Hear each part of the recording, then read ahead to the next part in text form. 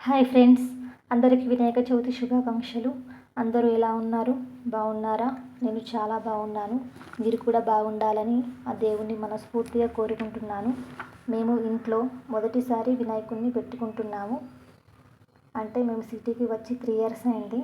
ఇక్కడికి వచ్చినప్పటి నుండి అంటే ఇంతకుముందు 2 టైమ్స్ పిల్లలకి వినాయకుడు కావాలి అని అంటే పసుపుతో వినాయకుడిని చేసి పెట్టి రోజులా మామూలుగా పూజ చేసుకున్నాను.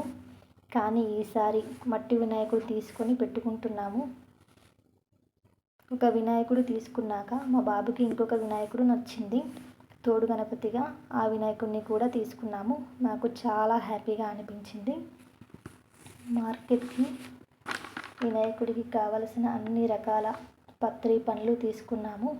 ఇక నైవేద్యాల విషయానికి వస్తే దేవుణ్ణి నమ్ముకుని నైవేద్యాలు చేయడం మొదలుపెట్టాను. ఇలా ఎందుకు అంటున్నానంటే మా పిల్లలతో చేయడం చాలా కష్టం. మా బాబు నాతో పాటు నిద్రలేచాడు. పాప లేస్తే అయితే చాలా ఇబ్బంది పెడుతుంది. పిల్లలకి టిఫిన్ చేసి పెట్టి నైవేద్యాలు చేశాను. చాలా సులభంగా అయింది. వినాయకుడికి అలంకరణ అంటే చాలా ఇష్టం కదా. ఇక వినాయకుడిని అలంకరించే ముందు మా పాప నిద్ర లేచింది.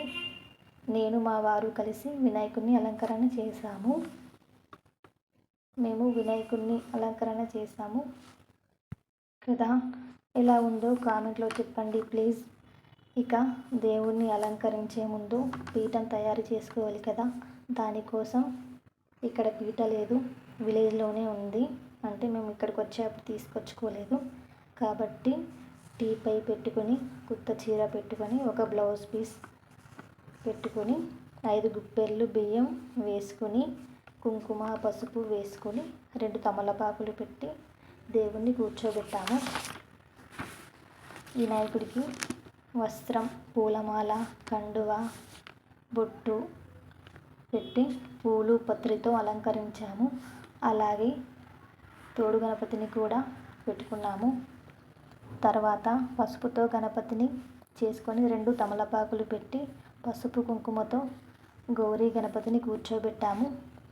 రాగి చెంబుని కూర్చోబెట్టడానికి ముందుగా బియ్యం వేసుకొని రాగి చెంబుకి గంధం బొట్టు పెట్టి అందులో సగం వరకు నీళ్లు పోసి పసుపు కుంకుమ అక్షింతలు 1 రూపాయి నాణెం వేసుకొని 2 పూలు పెట్టుకొని మామిడాకులతో అలంకరించుకున్నాము.